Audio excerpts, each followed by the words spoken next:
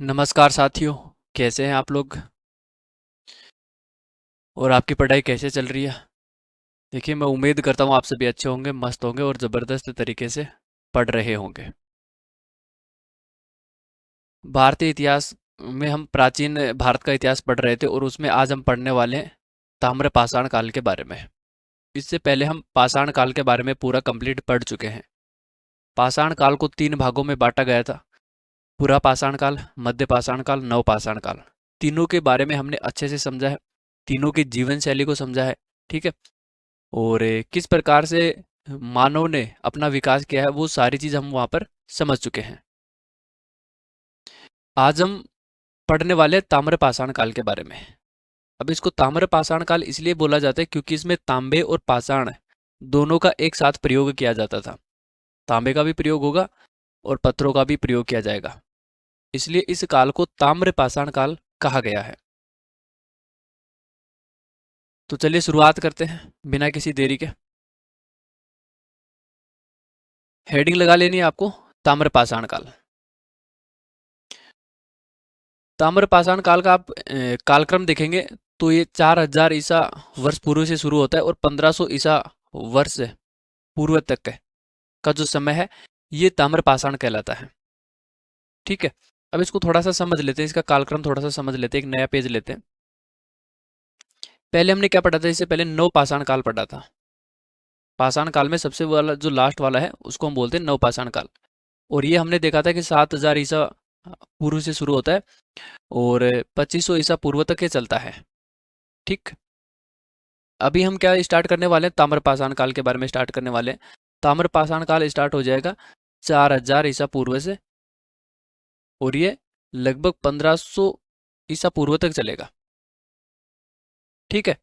यानी कि एक तरफ देखिए नव पाषाण काल चल रहा है, उसी के ठीक उसी समय या उसी के आसपास तांबे की खोज हो चुकी थी, तो धीरे धीरे तांबे का प्रयोग किया जाने लगा था। ठीक है। बाद में इतिहासकारों ने इसका एक अलग से वर्गीकरण कर दिया, इसको अलग से सेपरेट वर्गीकृत करके इसको लिख दिया है ताम्र पाषाण काल। तो इसकी शुरुआत कहाँ से हो जाती है, नव पाषाण काल से ही हो जाती है तांबे की शुरुआत। ठीक। 4000 ईसा पूर्व से लेकर के 1500 ईसा पूर्व तक का जो समय है ये हमारा ताम्र पाषाण काल कहलाता है। ताम्र पाषाण काल। और आप सिंधु घाटी सभ्यता का आप समय देखेंगे, इंडस वैली सिविलाइजेशन का जब आप कालक्रम देखेंगे तो आप पाएंगे कि जो इंडस वैली सिविलाइजेशन का जो परिपक्व काल था वो 2500 ईसा पूर्व से शुरू हो जाता है और ये लगभग 1950 ईसा पूर्व तक ये चलता है। ठीक। यानी कि एक तरफ ताम्र पाषाण काल चल रहा है, दूसरी तरफ इसके पैरेलल सिंधु घाटी सभ्यता भी विकसित हो रही है। तो ये जो ताम्र पाषाण काल है इसको हम 3 भागों में बांट करके पढ़ेंगे। एक ऐसा काल जो सिंधु घाटी सभ्यता के पहले का था जिसको हम बोलेंगे प्राक ताम्र पाषाण काल या प्राक हड़प्पाई ताम्र पाषाण काल। ठीक। एक ऐसा ताम्र पाषाण काल जो सिंधु घाटी सभ्यता के पैरेलल चलेगा, उसके समानांतर चलेगा, उसको हम बोलेंगे हड़प्पा समकालीन ताम्र पाषाण काल। ठीक है। तो ये हड़प्पा के समकालीन है। और एक है जो हड़प्पा के बाद तक भी रहेगा, क्योंकि जो हड़प्पा सभ्यता है वो 1950 में उसका पतन होने लगेगा, लेकिन ताम्र पाषाण काल तो उसके बाद भी रहेगा। ठीक है। तो इसको हम बोलेंगे उत्तर हड़प्पा ताम्र पाषाण काल। तो इस प्रकार से हम ताम्र पाषाण काल को 3 भागों में बांट करके पढ़ेंगे। ठीक है। तो ये चीज आपको समझ में आ गई। सिंधु घाटी सभ्यता के पैरेलल भी चलेगा ताम्र पाषाण काल, उससे पहले भी है, उसके बाद में भी है, और सिंधु घाटी सभ्यता जब रहेगी तब भी ताम्र पाषाण काल चल रहा होगा।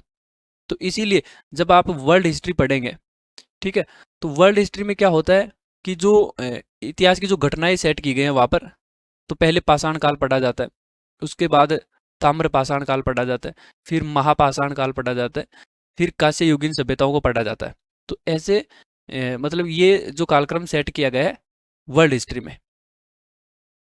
जबकि इंडियन हिस्ट्री में आप बात करेंगे, जो भारतीय इतिहास है उसमें पहले पाषाण काल को पढ़ा जाता है, उसके बाद कांस्य युगीन सभ्यता को पढ़ा जाता है, यानी कि सिंधु घाटी सभ्यता को पढ़ा जाता है, फिर ताम्र पाषाण काल सभ्यता को पढ़ा जाता है। क्योंकि भारत में आप देखेंगे सिंधु घाटी सभ्यता के बाद का ये जो ताम्र पाषाण काल रहा है ठीक है, उत्तर हड़प्पाई ताम्रपाषाण काल जिसको हम बोलते हैं, ये बहुत ज़्यादा इंपॉर्टेंट है। तो इसलिए इसको बाद में रखा गया है, सिंधु घाटी सभ्यता के बाद में रखा गया है। लेकिन हम क्या करेंगे, ताम्रपाषाण काल को सिंधु घाटी सभ्यता से पहले पढ़ेंगे। ताम्रपाषाण काल हम पढ़ चुके हैं, ताम्रपाषाण काल आज हम स्टार्ट करने वाले हैं। उसके बाद हम जैसे ये हमारा चैप्टर कंप्लीट हो जाएगा, उसके बाद हम महापाषाण काल पढ़ेंगे। फिर आगे जाकर के हम सिंधु घाटी सभ्यता को डिटेल से पढ़ेंगे।